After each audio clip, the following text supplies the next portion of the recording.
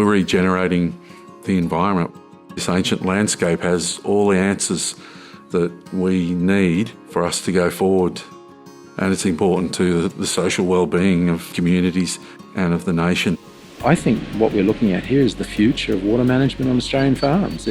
And with the evidence that's now being gathered by the Institute, I think we'll prove it. This is so important. We need it.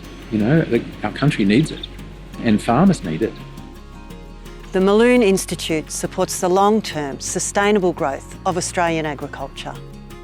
Less rainfall and more regular droughts are impacting Australia's food and water security and environment.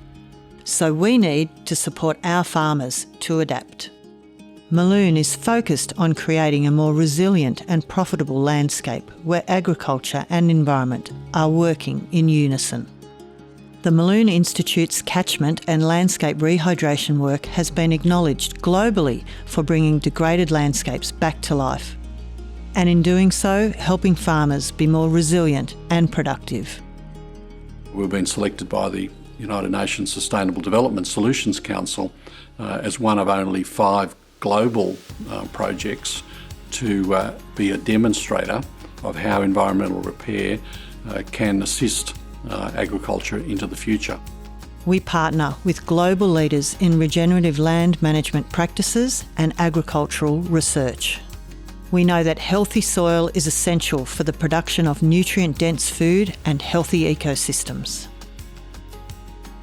Our story began not so long ago when the Mulloon Institute began working with local farmers on an entire catchment scale project in southern New South Wales.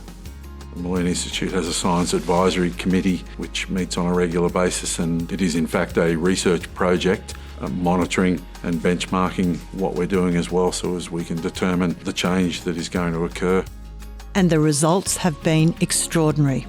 A combination of rehydrated landscapes, increased vegetation cover, grazing management and working with the natural ecosystem has seen a remarkable turnaround on the floodplain. If you just think about the water holding capacity of the floodplain here at the home farm, it's about 100 hectares. It will hold in the floodplain probably about 3,000 megalitres of water. The lower Mulloon floodplain is about 1,000 hectares, so it's 10 times larger than the home farm floodplain. There is 1 million kilometres of incised valley floor in Australia. If you multiply that water banking capacity across the whole of Australia, and all of a sudden you're holding on to an almost incalculable amount of water that is going to continue to keep our ecosystems alive and our agriculture alive. The landholders couldn't be happier with the results. All the time I get inquiries now from communities from all over Australia saying we want to do catchment scale projects in the same way as Mulloon is doing its projects. They're making us all more knowledgeable about what actually happens with landscape. It's definitely improved the value of our property.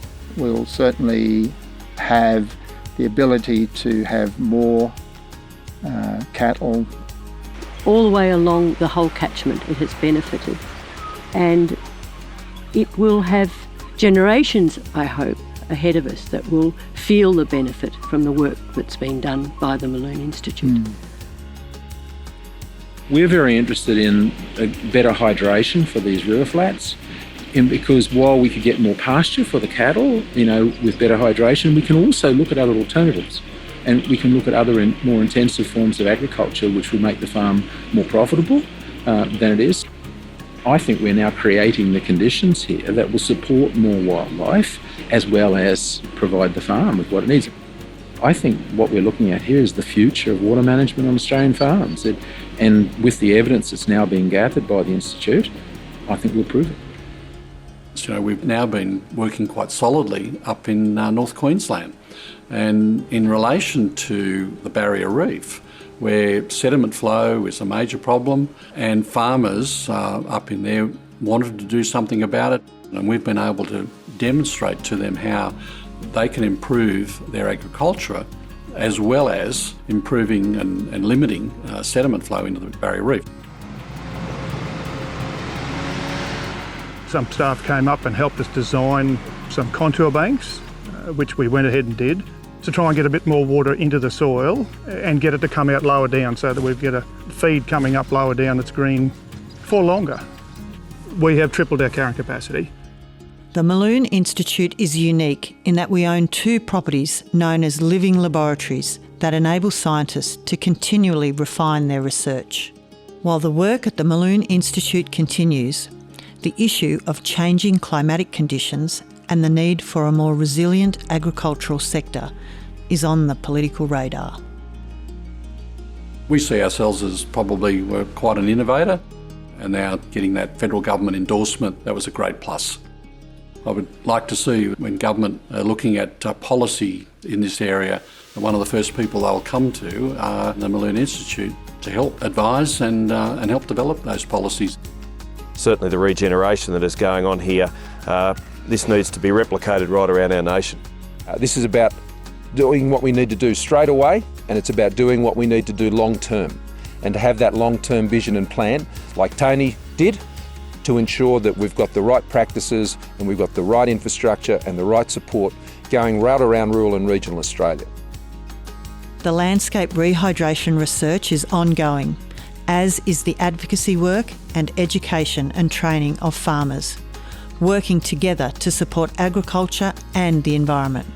The legacy of Tony Coote, our founder, and his vision for the Mulloon Institute will live on. By supporting the Mulloon Institute, you are supporting the future of the Australian environment and agriculture.